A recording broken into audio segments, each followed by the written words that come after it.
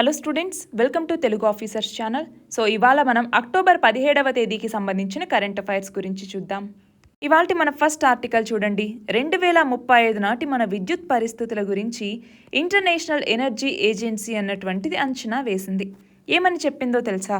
2035లో మన భారతదేశంలో only air conditioners ఉపయోగించుకునేటటువంటి విద్యుత్ ఆ సంవత్సరం మొత్తం మెక్సికో దేశం వాడే విద్యుత్ కంటే ఎక్కువగా ఉంటుంది అనేసి అంచనా వేసింది. మరి రీసెంట్గా వరల్డ్ ఎనర్జీ అవుట్లుక్ 2024 అన్నటువంటి రిపోర్ట్ అన్నటువంటిది ఈ ఇంటర్నేషనల్ ఎనర్జీ ఏజెన్సీ ఇచ్చింది. మరి దీంట్లో ఇండియాకి సంబంధించి ఏముందో చూద్దామా? చూడండి, 2035 నాటికి ఇనుము ఉక్కు ఉత్పత్తి అన్నటువంటిది మన దేశంలో 70% పెరగచ్చు. అలాగే సిమెంట్ ఉత్పత్తిలో 55% వృద్ధి ఉండొచ్చు. ఏసీ తయారీ 4.5 రెట్లకు పైగా పెరగచ్చు. అలాగే 2 వీలర్ 3 వీలర్ వాహనాల సంఖ్య 7.5 కోట్ల మేర పెరగచ్చు. కార్ల సంఖ్య 3.7 కోట్ల మేర పెరగచ్చు. అలాగే సగటు వార్షిక కార్బన్ ఎమిషన్స్ 2.5 బిలియన్ టన్నులకు చేరొచ్చు అనేసి అంచనా వేసింది. అంతేకాదు, ఇంధన గిరాకీకి ప్రధాన కేంద్రంగా కూడా భారతదేశం నిలుస్తుంది. చమురు గిరాకీ పెరుగుతుంది, రిఫైనరీల సామర్థ్యం పెరుగుతుంది, సహజ వాయువుకి గిరాకీ పెరుగుతుంది. అలాగే బొగ్గు ఉత్పత్తికి సంబంధించి మనం చూస్తే తగ్గచ్చు. ప్రస్తుతం 721 మిలియన్ టన్నులుంటే 2050 నాటికి 645 మిలియన్ టన్నులకే తగ్గచ్చు అన్నట్టుగా చెప్పింది. అలాగే విద్యుత్ గిరాకీ అన్నటువంటిది దాదాపు 3 పెరగచ్చు అన్నట్టుగా చెప్పింది. అంతేకాదు, రాబోయే నెక్స్ట్ దశాబ్దాల్లో కూడా విద్యుత్ ఉత్పత్తిలో బొగ్గుదే ఆధిపత్యం అన్నటువంటిది ఉంటుంది. సౌర విద్యుత్తో పోలిస్తే బొగ్గు ద్వారా ఉత్పత్తి అనేటటువంటిది 30% అధికంగా ఉండే అవకాశం కూడా ఉంటుంది అనేసి చెప్పింది. అయితే ప్రపంచంలో ఇప్పుడు ఇంధనాన్ని అత్యధికంగా వినియోగిస్తున్నటువంటి, అలాగే అత్యధికంగా దిగుమతి చేసుకుంటున్నటువంటి దేశాల్లో భారతదేశ స్థానం 3వది. అలాగే 2028 కల్లా భారత ఆర్థిక వ్యవస్థ పరిమాణంలో భారత్ చేరనున్నటువంటి స్థానం 3. అలాగే ప్రపంచంలో కార్ల విపణి అంటే కార్ల మార్కెట్ పరంగా భారత స్థానం 5వ స్థానం. అంతేకాదు, 2023లో మనం 5వ దిగ్గజ ఆర్థిక వ్యవస్థగా ఎదిగాము. అత్యంత వేగవంతమైనటువంటి వృద్ధిని నమోదు చేశాం. జనాభా సంఖ్యలో కూడా చైనాని మనం అధిగమించటం జరిగింది. అలాగే మన దేశంలో ఇప్పుడు విద్యుత్ వాహనాల సంఖ్య పెరిగినా అదే సమయంలో ఇటు కన్వెన్షనల్ ఇంజన్ వాహనాల యొక్క వృద్ధి కూడా ఉంటుంది అన్నట్టుగా ఈ రిపోర్ట్ చెప్పటం జరిగింది.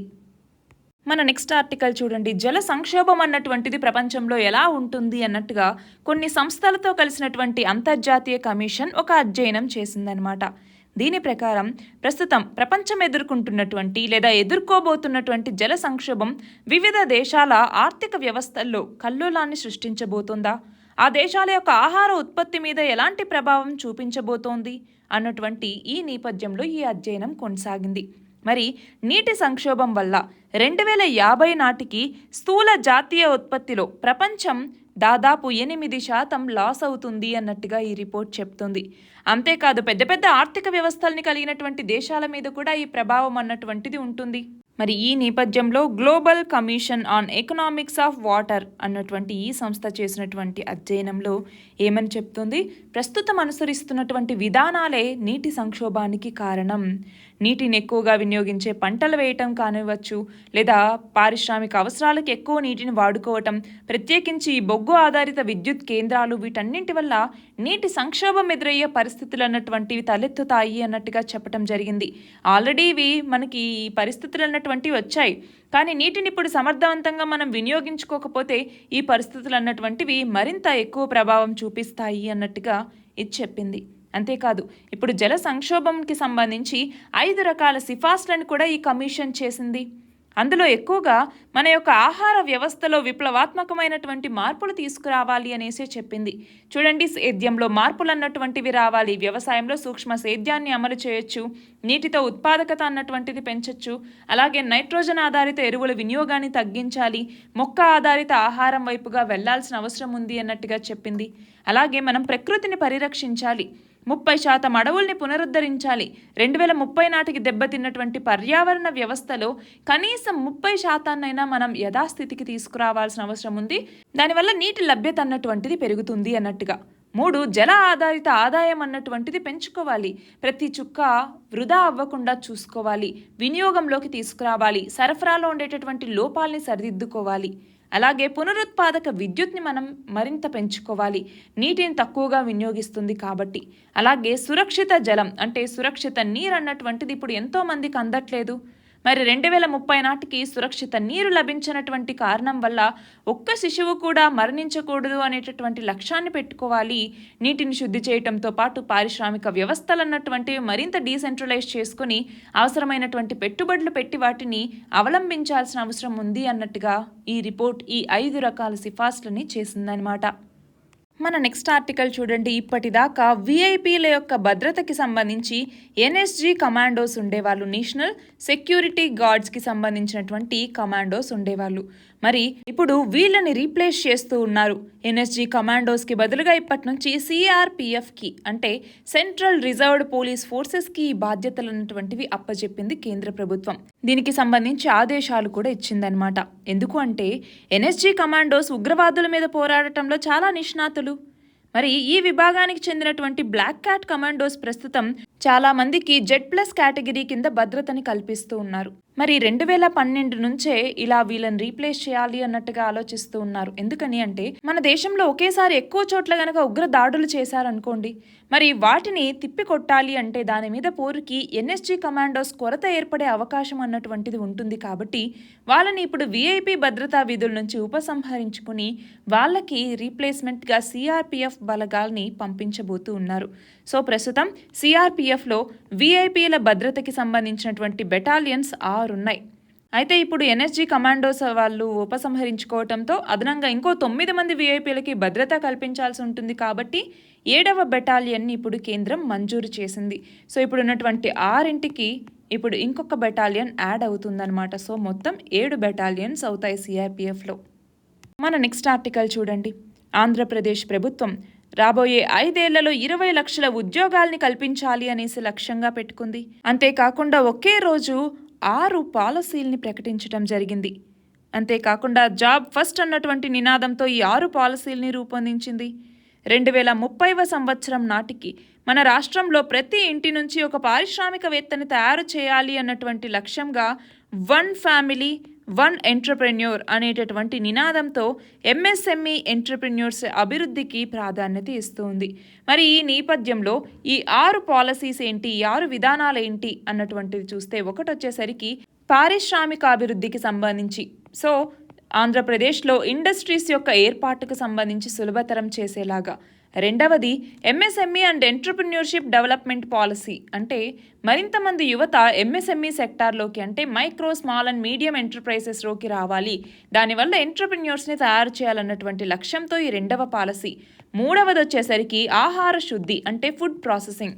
అంటే ఏంటి, రాష్ట్రంలో ఫుడ్ ప్రాసెసింగ్ అన్నటువంటిది సరిగ్గా లేకపోవటం వల్ల కన్జ్యూమర్కి చేరేటప్పటికి చాలా ఫుడ్ అన్నటువంటిది వేస్ట్ అవుతుంది. మరి ఆ నేపథ్యంలో ఫుడ్ ప్రాసెసింగ్ని మరింత ఇంక్రీజ్ చేశామనుకోండి, దానివల్ల ఆ ఫుడ్ యొక్క నిల్వ అన్నటువంటిది పెరుగుతుంది, ఎక్స్పోర్ట్స్ పెంచొచ్చు, ఆర్థిక అభివృద్ధి అన్నటువంటిది పెరుగుతుందన్నటువంటి లక్ష్యం. నాలుగవది వచ్చేసరికి ఎలక్ట్రానిక్స్ హబ్గా కూడా ఆంధ్రప్రదేశ్ని మార్చాలి అన్నటువంటి లక్ష్యం కింద దీన్ని తీసుకొచ్చారు. ఐదవది వచ్చేసరికి ప్రైవేట్ ఇండస్ట్రియల్ పార్క్స్, అంటే ఇండస్ట్రియల్ పార్క్స్ని కూడా ప్రైవేట్గా తీసుకురావాలి. సో దానివల్ల ఇండస్ట్రీస్లో కూడా మరింతగా గ్రోత్ని చూడాలన్నటువంటిది లక్ష్యం. అలాగే ఆరవది వచ్చేసరికి ఇంటిగ్రేటెడ్ క్లీన్ ఎనర్జీ, అంటే ఏంటి, కార్బన్ ఎమిషన్స్ని తగ్గించేలాగా ఆంధ్రప్రదేశ్ ప్రభుత్వం క్లీన్ ఎనర్జీ వైపుకు మూవ్ అవ్వటం కోసం తీసుకొచ్చినటువంటి పాలసీ ఇది. సో ఇలా 6 పాలసీస్ని తీసుకొచ్చారు. దీనికి సంబంధించి డీటెయిల్డ్గా ప్రతి పాలసీ గురించి చదువుకోవాలి. నెక్స్ట్ చూడండి, తెలంగాణ ప్రభుత్వం హైడ్రా అన్నటువంటి, ఏంటి హైడ్రా అంటే Hyderabad disaster response and asset protection agency అనేసి పిలుస్తూ ఉంటాం. ఈ విభాగాన్ని ప్రభుత్వం తీసుకొచ్చింది. అయితే ఇప్పటిదాకా ఎలాంటి అధికారాలు ఉన్నాయి ఏంటి అన్నటువంటిది తెలియలేదు. మరి ఈ ప్రశ్నల నేపథ్యంలో ఇప్పుడు హైడ్రాకి ఏమేం అధికారాలు ఉన్నాయో తెలియజేస్తూ తెలంగాణ ప్రభుత్వం ఉత్తర్వుల్ని జారీ చేసింది. మరి దీని ప్రకారం గ్రేటర్ హైదరాబాద్ మున్సిపల్ కార్పొరేషన్ పరిధితో పాటు హైదరాబాద్ బయట ఔటర్ రింగ్ రోడ్ వరకు లోపలున్నటువంటి మొత్తం 27 పురపాలికల్లో ప్రభుత్వ ఆస్తుల యొక్క పరిరక్షణ, విపత్తు నిర్వహణకి సంబంధించినటువంటి అన్ని అధికారాల్ని హైడ్రాకి ఇచ్చారన్నమాట. మొత్తం 650 చదరపు కిలోమీటర్ల విస్తీర్ణంలో దేశంలో అతిపెద్ద నగరాల్లో ఒకటైనటువంటి జీహెచ్ఎంసీ పరిధిలో అనేక పార్కులు, మైదానాలు, చెరువులు ఇవన్నీ కూడా ఉన్నాయి. మరి వీటి భవిష్యత్ అన్నటువంటివి మనం ముందు తరాలకి అందించాల్సినటువంటి అవసరం అన్నటువంటిది ఉంది. మరి ఇవి ఆక్రమణలకు గురవ్వకుండా వాటిని సంరక్షించేందుకే ఒక ప్రత్యేక వ్యవస్థని ఇలా తెలంగాణ ప్రభుత్వం తీసుకురావటం జరిగింది. నెక్స్ట్ ఆర్టికల్ చూడండి. ఇవాళ అంతర్జాతీయ పేదరిక నిర్మూలన దినోత్సవం, international day for the elimination of poverty అంటాం.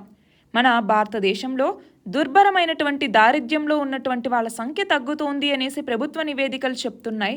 మరి అధికారిక లెక్కల ప్రకారం 2022-23లో మన దేశ జనాభాలో మొత్తం 11.28% మంది బహుముఖ పేదరికంలో అంటే మల్టీ డైమెన్షనల్ పావర్టీతో అల్లాడుతూ ఉన్నారు. మరి అలాంటి వాళ్ళ సంఖ్య ఏపీలో చూడండి 4.19%, తెలంగాణలో అయితే 3.76% మేర ఉంది. మరి జాతీయ సగటు కంటే ఎక్కువ సంఖ్యలో పేదలున్నటువంటి రాష్ట్రాలు ఏంటి అనేసి గనక మనం చూస్తే బీహార్ చూడండి, బీహార్ 26.59% మంది బహుముఖ పేదరికంలో ఉన్నారు. దాని తర్వాత మేఘాలయలో 25.46%, తర్వాత జార్ఖండ్ 23.34%, ఉత్తరప్రదేశ్ 17.40%, మధ్యప్రదేశ్ 15%, అస్సాం దాని తర్వాత 14.47%, నాగాలాండ్ 11.76%, ఛత్తీస్గఢ్ 11.71%, త్రిపురలో అయితే 11.49% మంది ఇలాగా బహుముఖ పేదరికంతో అల్లాడుతున్నటువంటి వాళ్ళు ఉన్నారు. దీనికి ఆధారం వచ్చేసరికి నీతి ఆయోగ్ యొక్క రిపోర్ట్ అనమాట. నెక్స్ట్ చూడండి, ఎకనామిక్స్లో నోబెల్ ప్రైజ్ అన్నటువంటిది ఈసారి దరాన్ అసమోగ్లు, సైమన్ జాన్సన్, అలాగే జేమ్స్ రాబిన్సన్ వీళ్ళ ముగ్గురికి వచ్చింది.